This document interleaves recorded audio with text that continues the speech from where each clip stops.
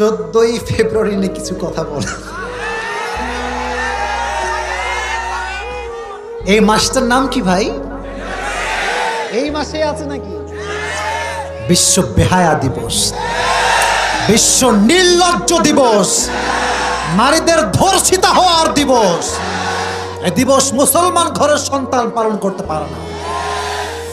তোমরা এক কাজ করবে, পার্কে যেদিন 14 ফেব্রুয়ারি বের হবে না, এরা হাতে এখন লাঠি নিয়ে বের হবে।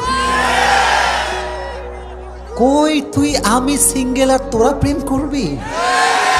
কোশ্চিন কালেও সম্ভব হতে পারে না।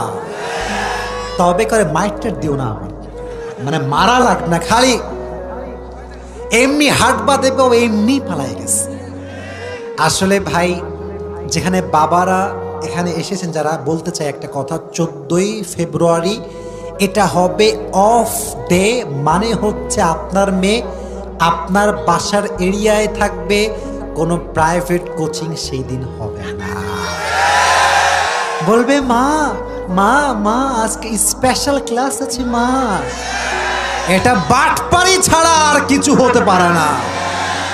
অতএব 14ই ফেব্রুয়ারি আসবে, কোনো প্রাইভেট থাকবে না, কোচিং থাকবে না। মনে রাখবেন, যদি বলে স্পেশাল ক্লাস আছে, এটা কোনো ক্লাস নয়, এটা পার্কের ক্লাস, এটা নদীর ধারের ক্লাস, এটা রুম ডেটের ক্লাস। আপনার মেয়ে যাবে সুন্দরী হয়ে, ভালো হয়ে, কিন্তু আপনার মেয়ে কিন্তু প্রেগন্যান্ট হয়েও বাসায় ফিরে আসতে পারে। এজন্য 14ই ফেব্রুয়ারি কি মুসলমানদের দিবস হতে পারে? এটা মুসলিম ঘরের সন্তান পালন করতে পারে? যুবকদেরকে 14ই ফেব্রুয়ারি ফিতনার থেকে হেফাজত করুক, সকলেই পড়ে আমিন।